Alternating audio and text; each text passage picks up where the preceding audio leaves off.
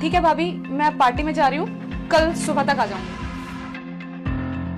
एक second Ritz, ये कैसे कपड़े पहन के जा रही हो तुम बाहर? कैसे बन के जा रही हूँ मतलब? ठीक तो है ना? मतलब ये कि अभी तुम्हारी शादी को कुछ ही दिन तो हुए हैं, इंडियन अटायर डाल के जाओ ना। बाहर इन कपड़ों में जाओगे तो लोग कैसी कैसी बातें करेंगे। भाभी आप ना मेरी जेठानी हो और जेठानी बनकर ही रहो। मेरी सास बनने की ये मेरी लाइफ है, तो मेरा जैसा मन करेगा ना मैं वैसे कपड़े पहन के जाऊंगी, और आप ना मुझ पे कोई रोक टोक नहीं लगा सकते। और हाँ, मैं अपने ना स्कूल फ्रेंड की ना बर्थडे पार्टी में जा रही हूँ, तो स्कूल फ्रेंड की बर्थडे पार्टी में क्या सूट सलवार पहन के जाऊंगी? नहीं, मैं तुम पे कोई रोक टोक नहीं लगा रही हूँ, मैं तो बस मैं समझा रही हूँ। शादी हुई है तो कुछ अच्छा सा इंडियन अटायर डाल के जाओ ना बाहर। ऐसी ड्रेस पहन के जाओगी तो समाज कैसी कैसी बातें करेंगे, और हमें भी कि तुम्हारे बारे में कोई बुरा बोले। क्या हो गया दिव्या, इतना शोर क्यों हो रहा है? क्या हुआ? अरे कुछ नहीं देवर जी, वो रीड्स पार्टी मैंने उसको बोला कि कुछ अच्छा सा इंडियन अटायर डाल के जाए, तो वो मेरी बातों को देख लिया तुमने, इसलिए मैंने तुम्हें बोला था कि शादी के बाद नहीं रहना, वहाँ पे रोक टोक होती है। और तुमने क्या बोला था कि मेरे मम्मी पापा नहीं, प्रॉब्लम नहीं होगी, मैं अपने भैया भाभी के साथ रहता हूँ और वो मेरे दोस्त जैसे है ऐसे। और ये औरत मुझ पे जेठानी होने का रोब जमा रही है और मेरी सास बनने की कोशिश कर रही है। ये गुस्सा कर मुझे भी गवार बनने को बोल रही है। अरे रेट्स यार, तुम गलत समझ रही हो। भाभी तुम पे रोक टोक नहीं लगा रही थी, वो तो बस तुम्हें समझाना चाह रही थी कि रीति रिवाजों को भी फॉलो करना चाहिए।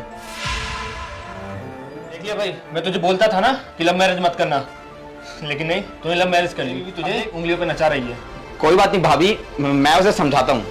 नहीं हुई है तो मैं ही समझाऊंगी उसको, आप लोग यहीं रुको, मैं समझा के आती हूँ।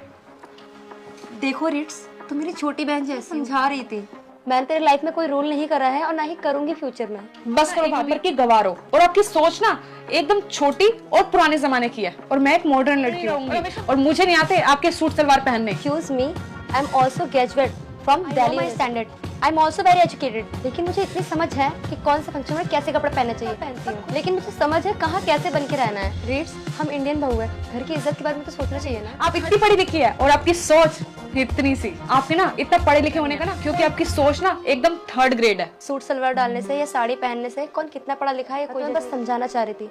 वैसे अगर तुम्हें किसी भी बात का मेरा बुरा लगा हो ना, तो मैं माफी मांगना चाहती हूँ। I am sorry. भाई बड़ी मुझे समझाने वाली मुझ पे अपनी जेठानी होने का रोब जमा रही है, लेकिन ना मैं भी इसके सुनने वाले में से नहीं। अरे ये बैग तुम दोनों कहीं जा हाँ भाभी, जो भी कल हुआ घर में वो रेट्स को बिल्कुल भी अच्छा नहीं लगा, तो इसलिए अपने मायके जा रही है। क्या तुम अब तक मुझसे नाराज हो इस बात के लिए? मैंने माफी मांगी तो थी तुमसे। रीड्स, मैंने तुम्हें समझाया तो था कि मेरा वो मतलब नहीं है। देखो तुम लोग कहीं मुझे अच्छा नहीं लग रहा कि तुम लोग मेरे वजह से जा रहे हो। देखो रीड्स, ये तुम्हारा घर है और तुम्हें यहीं रहना होगा, फिर भी तुम्हें अगर बुरा लगा माफी मांग लेती हूँ। देखो मुझे ना ये मेलो ड्रामा ना बिल्कुल नहीं पसंद। और विभू, मैंने तुम्हें कल ही बता दिया था कि रोज रोज यहाँ पे ये ड्रामा होगा ना, तुम ना एक काम करो, दूसरा घर देख लो। देखो रेट्स, मैंने तुम्हें पहले ही क्लियर कर दिया था कि मैं अपने भैया को नहीं छोड़ सकता। अरे आपके जाने के बाद भैया ने ही मेरे को पाल पोस के बड़ा करा है, और मैं इन्हें कैसे छोड़ सकता हूँ?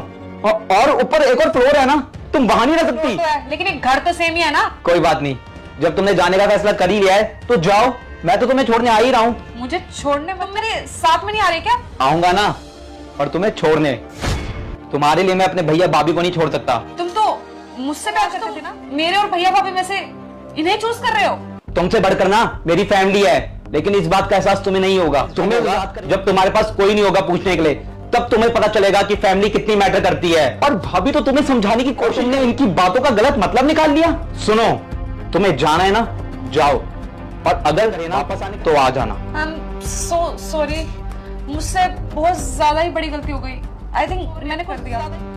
मुझे समझना चाहिए था कि अब मेरी शादी हो गई है, और शादी के बाद तो चीजें बदल ही जाती, कुछ पुराने जैसा नहीं रहती। चीजें मुझे खुद से हैंडल करनी होगी। आई एम सो सॉरी भाभी, बहुत बड़ी गलती हो गई।